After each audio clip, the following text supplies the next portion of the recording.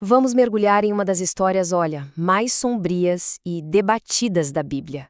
É uma narrativa de fé, de desespero e de um preço terrível, e que levanta uma questão que choca a gente até hoje. A pergunta que paira sobre este relato há séculos é exatamente essa. É uma questão brutal que nos obriga a confrontar a natureza da fé, o peso de um voto e as consequências que a gente mal consegue imaginar. Esse é o grito de angústia de Jefté. É o momento exato em que a realidade da sua promessa, feita sem pensar, o atinge com força total. Esse lamento já define o tom da tragédia que está por vir. Mas para a gente entender como um pai chegou a esse ponto, a gente precisa primeiro conhecer o homem por trás do voto. Quem era Jefté? E o que, afinal, o levou a fazer uma promessa tão extrema? Então, o Jefté não era um líder convencional, sabe? Ele era um cara forjado nas margens da sociedade. Pensa só, filho de uma prostituta, expulso pelos próprios irmãos, ele se tornou um guerreiro formidável, líder de um bando de renegados. E foi justamente essa reputação de homem valente que fez com que os anciãos de Israel, já desesperados, fossem atrás dele para lutar contra os amonitas. Ele era o forasteiro, o excluído, sendo chamado para ser o salvador.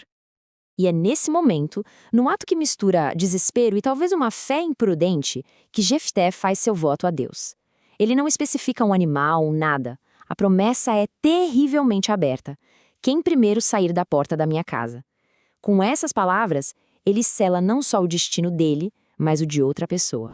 A partir daí, a narrativa se desenrola com aquela inevitabilidade de uma tragédia clássica, sabe? A vitória é conquistada, mas a alegria dura muito pouco. Ao voltar para casa, a primeira pessoa a saudá-lo com tamborins e danças é sua filha, sua única filha. O terror da promessa se torna realidade. E ela, com uma coragem impressionante, aceita seu destino. Pede só 2 meses para lamentar sua virgindade.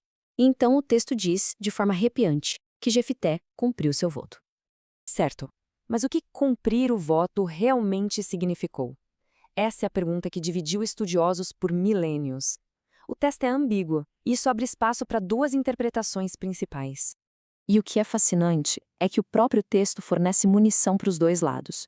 De um lado, a palavra hebraica usada para a oferta é ola, um holocausto, um sacrifício totalmente queimado. A linguagem é bem explícita. Do outro lado, o lamento da filha foca inteiramente na virgindade dela, no fato de que ela vai morrer sem se casar e ter filhos, e não na perda da vida em si. Essa é a tensão central da história. Olha só, a visão de um sacrifício literal foi a dominante por mais de 1000 anos. Os primeiros comentaristas, tanto judeus quanto cristãos, não tinham dúvida. Só que, lá na Alta Idade Média, eruditos judeus como Ibn Ezra e Kinshi propuseram uma alternativa. E se ela não foi morta, mas consagrada a uma vida de virgindade perpétua, talvez em reclusão, uma espécie de morte social? É curioso notar que essa ideia surge numa época de crescente monaquismo cristão.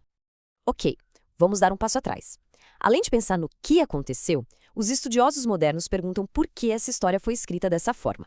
E isso nos leva a uma teoria muito importante sobre como partes da Bíblia foram compostas.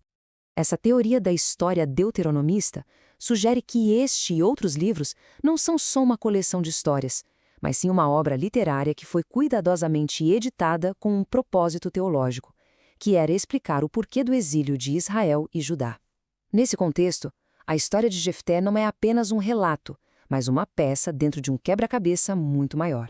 Essa perspectiva abre outra possibilidade. E se a história não for um evento histórico literal, mas uma peça de literatura sofisticada? A atmosfera lembra muito uma tragédia grega, e o paralelo com o mito de Ifigênia é impressionante. Ela também foi uma filha que o pai, Agamenon, teve que sacrificar para ter sucesso militar. Talvez a história seja, em sua essência, um alerta poderoso sobre os perigos de fazer votos a Deus sem pensar nas consequências. Seja qual for a interpretação, uma coisa é certa. A história da filha de Jefté deixou uma marca indelével. A figura dela, tão trágica e silenciosa, ecoa através dos tempos. E tem um detalhe que é muito pesado. A Bíblia tem outras histórias de sacrifícios que estão prestes a acontecer. Isaac é salvo por um anjo no último segundo. Jonatas é resgatado pela intervenção do povo. Mas a filha de Jefté não é salva. Para ela não há intervenção divina, não há resgate. A história dela se destaca por essa finalidade sombria e inabalável. O texto bíblico nunca dá o nome para ela. Ela é simplesmente a filha de Jefté. Mas o sacrifício dela foi tão impactante que as tradições posteriores sentiram a necessidade de nomeá-la, de dar a ela uma identidade própria. Seila, Ifes, Tenot, Ada são tentativas de preencher esse silêncio e de honrar sua memória, transformando-a num símbolo de dever e de tragédia. No final das contas, talvez a força dessa narrativa não esteja em encontrar uma resposta definitiva. Talvez o seu poder esteja justamente nas perguntas que ela nos obriga a fazer, sobre a natureza dos votos, a complexidade da fé e o abismo que pode existir entre a nossa intenção e a consequência final.